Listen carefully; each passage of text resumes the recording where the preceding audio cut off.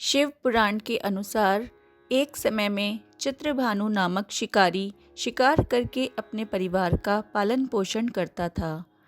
उस पर साहूकार का कर्ज था। समय से कर्ज चुकता ना करने के कारण साहूकार ने उसे बंदी बना लिया। उस दिन शिवरात्रि थी। दिन भर उसने भूखे प्यासे रहते हुए भगवान शिव का स्मरण किया और दिन गुजर गया। शाम को साहूकार ने उसे कर्ज चुकाने के लिए अलग से एक दिन का समय दिया और चित्रभानु को छोड़ दिया।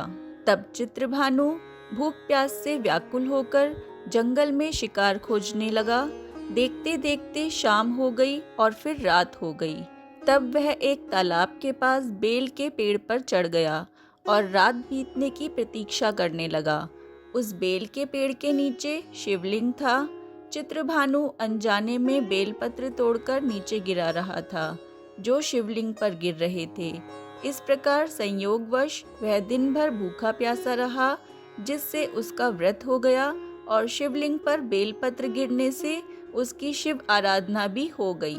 रात बीतने पर एक गर्भिणी हिरनी तालाब किनारे पानी पीने आई। तब वह धनुष बाण से उसका शिकार करने के लिए तैयार हो गया। उस हिरनी ने चित्रभानु को देख लिया। उसने शिकारी से कहा कि वह गर्भवती है, जल्द ही प्रसव करेगी। उसने शिकारी से कहा कि तुम एक साथ दो जीव हत्या करोगे, जो कि ठीक नहीं है। हिरनी ने शिकारी को वचन दिया कि वह बच्चे को जन्म देकर आएगी, तब शिकार कर लेना। इस पर शिकारी ने उसे जाने दिया। इस दौरान प्रत्यंचा चढ़ाने तथा ढीली करते समय कुछ बेलपत्र शिवलिंग पर गिरे। इससे प्रथम प्रहर की शिव पूजा हो गई।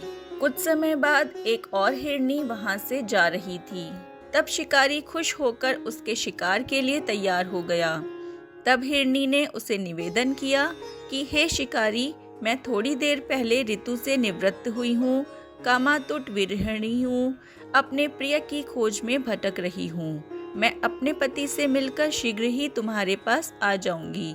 तब शिकारी ने उसे जाने दिया। चित्रभानु शिकार न कर पाने से चिंतित था। रात्रि का आखिरी प्रहर बीत रहा था। इस बार भी कुछ बेलपत्र टूटकर शिवलिंग पर गिरे, जिससे दूसरे प्रहर की भी पूजा हो गई।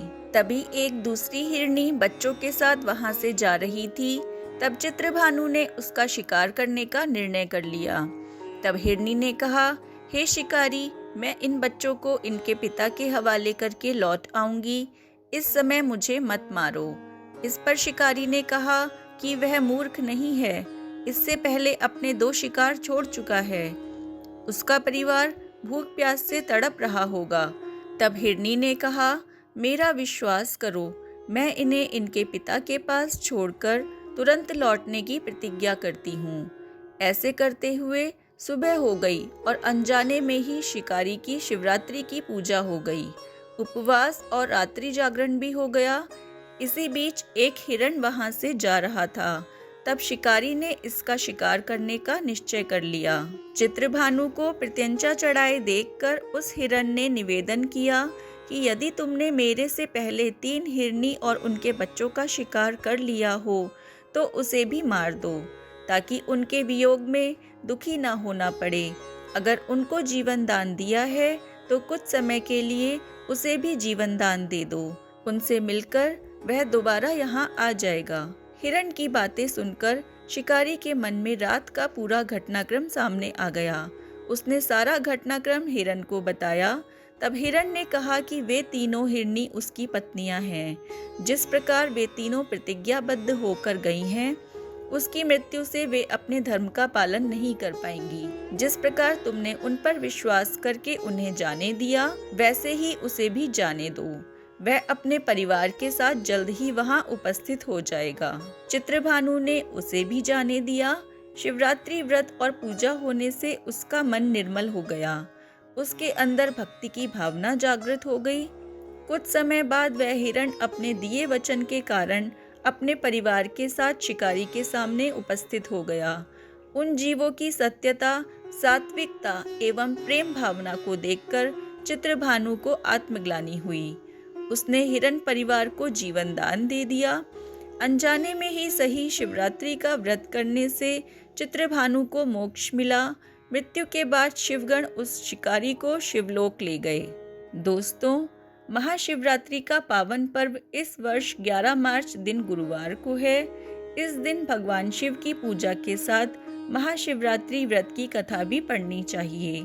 चित्रभानु की कथा पढ़ने से आप भगवान शिव की महिमा और उनकी भक्ति के महत्व को समझ पाएंगे। भगवान शिव भोले हैं, वे आसानी से प्रसन्न होते हैं। वह सच्चे मन से जल अर्पित कर देने मात्र से ही प्रसन्न होकर अपने भक्तों के दुख दूर कर देते हैं और उनको शिवलोक में स्थान प्रदान करते हैं। महाशिवरात्रि का दिन उनको प्रसन्न करने का सबसे बड़ा अवसर है। इस दिन भगवान शिव की पूजा करें और महाशिवरात्रि व्रत की कथा पढ़ें। तो दोस्तों, अगर आपको यह वीडियो पसंद आया तो प्लीज़ लाइक, शेयर और कमेंट कीजिए। तो मैं फिर मिलती हूँ एक नए वीडियो के साथ। ओम नमः शिवाय।